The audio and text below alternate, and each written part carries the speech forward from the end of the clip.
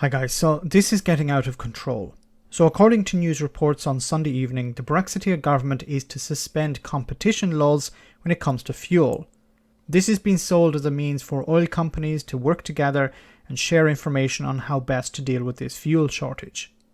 We all know the problem here. This was one of the worst case scenarios in the report that Michael Gove had drawn up last year called Operation Yellowhammer. In it, it talked about fuel shortages and some oil companies going bust.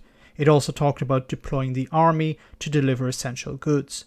The reaction from Brexiteers at the time was expected: Project Fear. Well, we've seen how Project Fear has now become Project Reality. The Petrol Retailers Association is warning the government that about 2/3 of its membership of nearly 5,500 independent outlets are out of fuel, while the remaining 1/3 are close to finishing their supply. The solution? Suspend the Competition Act. The Business Secretary said the 1998 Act's suspension was part of a long-standing contingency plan that had been in place to deal with fuel shortages. On Friday, senior Tories, including members of the Cabinet, were saying on Twitter that there were no shortages.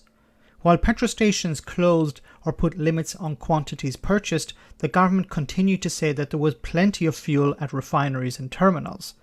They said that there had been some issue with supply chains. Boris Johnson's government has said that they are enacting the downstream oil protocol, and this will ensure that industry can share vital information and work together to resolve the crisis.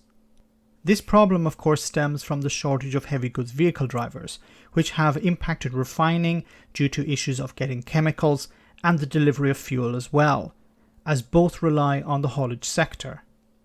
Over the weekend, Boris Johnson's government issued a Brexit U-turn and said that they would offer visas to lure drivers back to Britain. So, problem solved. Well, of course not. The visas will be temporary, and what can only be seen as rubbing the drivers' noses in it, the visas will expire on Christmas Eve.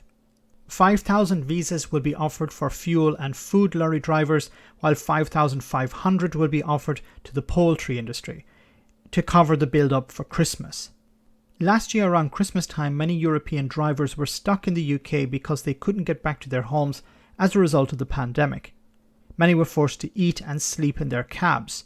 Many received abuse from the public and indifference from Boris Johnson's government.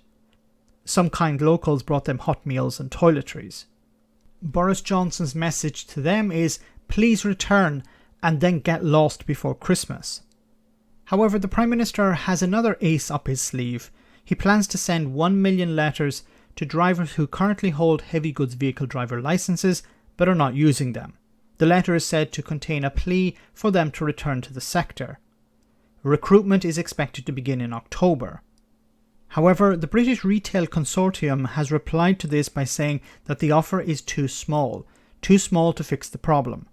They predict that there will be less choice on supermarket shelves, and what products are available will have a shorter shelf life. It will be a real difficulty to avoid disappointment, they say.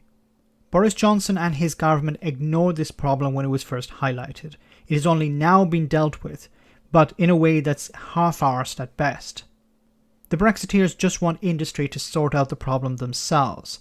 Making tests easier, forcing drivers to drive more and longer, and now suspending competition laws. I ask, when will ordinary people who voted for this back in 2016 wake up? Some have, some clearly have not. Let me know in the comment section, guys, what you think about all of this. As always, your comments are greatly appreciated. Thanks a lot.